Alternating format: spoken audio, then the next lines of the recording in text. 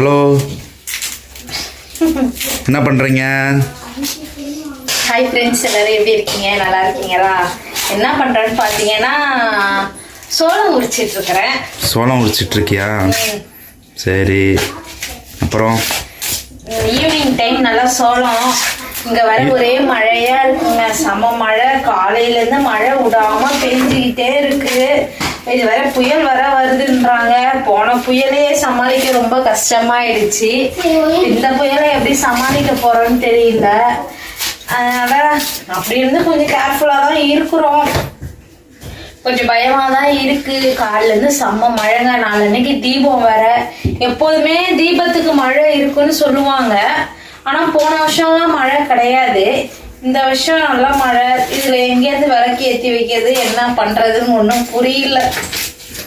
தீபத்துக்கு மழை கொஞ்சம் விட்டுதுன்னா, ஏன்னா வருஷத்துல ஒரு நாள் இல்லையா? அப்படி இல்லை உத்ரா. தீபத்து இப்போ மழை பெய்யும் உத்ரா. தீபத்து அன்னைக்கு சாயங்காலம் பார்த்தோன்னா டப்புன்னு மழை விட்டுரும். ஆனால் நீ தாராளமாக விளக்கு, நானும் வருஷம் பார்த்துட்டா மழை பெஞ்சிக்கிட்டே இருக்கும். அப்படிலாம் சொல்லுங்க. நான் மழையில கூட விளக்கு ஏற்றி வச்சிருக்கிறேன், எனக்கு ஞாபகம் இருக்கு. அப்படியா? போன வருஷம் மழை கிடையாது. போன வருஷம் நல்லா இருந்தது கிளைமேட்டு. இந்த வருஷம் என்ன மழை, இப்ப 2 நாளா மழை வர இருக்குன்னு சொல்லி இருக்கிறாங்க. நிறைய டிஸ்ட்ரிக்ட் சொல்லி இருக்காங்க. அதுல நம்ம ஒரு டிஸ்ட்ரிக்டும் ஒண்ணு. என்ன நடக்க போகுதுன்னு தெரியல. சரி உத்ரா, இது எப்போ சந்தையில் வாங்கிட்டு வந்தியா? சொல்லக்கிறது இது வீடியோலயே காமிச்சிருப்பேன். சந்தையில வாங்கிட்டு வந்தேன். 7 சோளம் 50 ரூபான்னு. நைட்டு மணி 9 ஆயிடுச்சா, மழையா, அதனால அந்த அண்ணன் கூவி கூவி வித்தாங்க. 7 சோளம் 50 ரூபான்னு. அதுக்கு அப்ப ஒரு மூட்டை இருந்ததுங்க. ஒரு மூட்டையில 7 சோளம் 50 ரூபான்னு. உடனே எங்கதான் போச்சுன்னே தெரியல. அந்த மூட்டை எல்லாம் காலி ஆயிடுச்சு. அதோட சரி நம்மளும் வாங்கிட்டு வந்தோம். பசங்க சாப்பிடுவாங்க. சோளம் வந்து ரொம்ப உடம்புக்கு நல்லது. இது வந்து மேக்சிமம் யாரும் சாப்பிட, இப்ப நீங்களே இதை சாப்பிட மாட்டீங்க.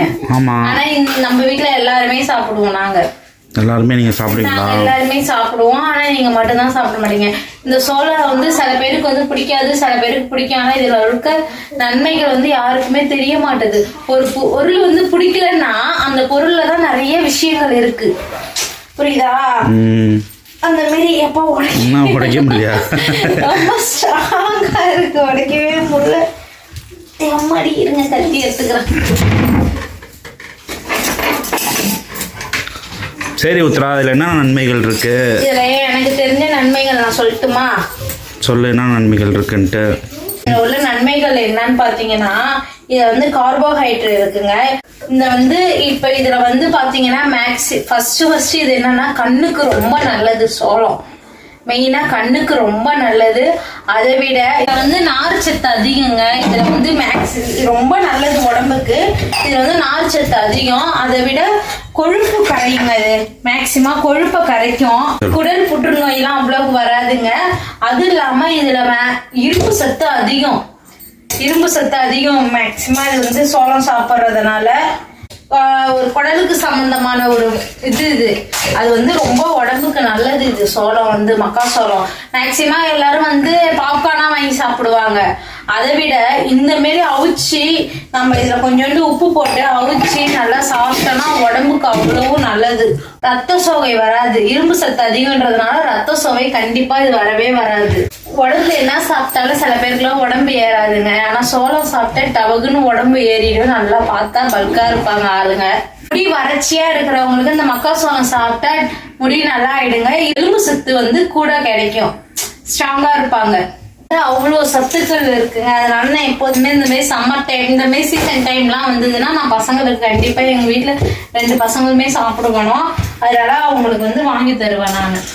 என்ன உத்ரா, இவ்வளோ பாயிண்ட் வந்து டாக்டர் சொல்ற மாதிரியே சொல்ற, எப்படி உத்ராது? இது டாக்டர் தான் சொல்லணும்னு கிடையாதுங்க.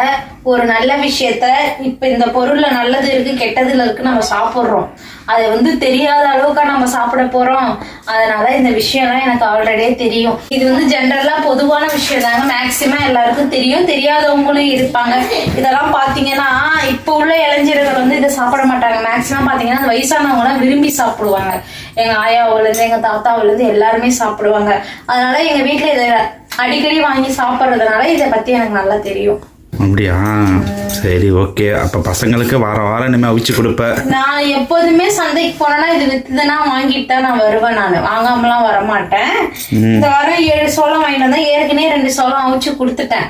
இப்ப இன்னைக்கு 2. அது இல்லாம சில பசங்க எல்லாம் சாப்பிடாதுங்க, என் பசங்க விரும்பி சாப்பிடுவாங்க.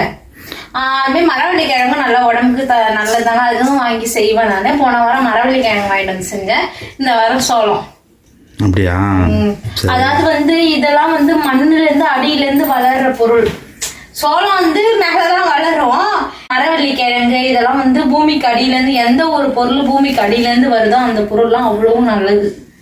அதனால இந்த ட்ரிப்பு இப்ப இது வந்து சோளம் வாங்கிட்டு வந்தேன். இப்ப பாத்தீங்கன்னா 2 சோளம் தான் உங்கள்கிட்ட பேசிட்டே நான் உரிச்சிட்டேன். உரிச்சு கழுவியும் எடுத்து அதுல கொஞ்சமா தண்ணி ஊத்தி கொஞ்சமா உப்பு போட்டு இப்ப வந்து இது வந்து நல்லா நம்ம வந்து நல்லா வேக வைக்கணும். ஏன்னா வேக வச்சாதான் நல்லா சாஃப்டா இருக்கும். இப்ப இதை வந்து ஒரு 5 விசில் கிட்ட விட்டு நம்ம எடுத்துக்கலாம்.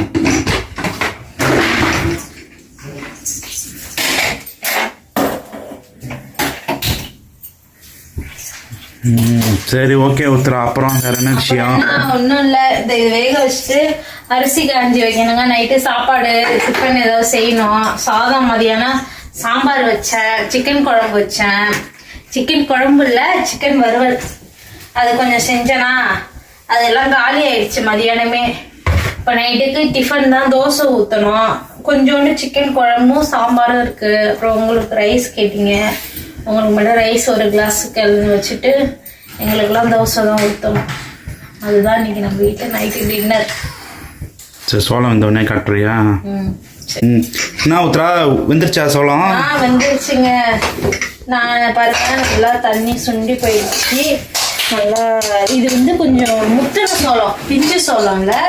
அதனால நான் கொஞ்சம் விசில் வந்து ஒரு 6-7 விசில் வச்சுக்கிட்டேன். ஏன்னா அப்பதான் நல்லா வேகும். பிஞ்சு சோளமா இருந்தால் டப்புன்னு வெந்துடும், ஒரு மாதிரி குழ குழன்னு ஆயிடும். இது வந்து குழ குழன்னா ஆகலை, நல்லா சூடா இருக்கு, எடுக்கவே முடியல. அதனால வருங்க செம சூடா இருக்கு. இப்பதான் எடுத்தேன், இப்பதான் விசில் எடுத்துட்டு இப்பதான் எடுக்கிறேன்.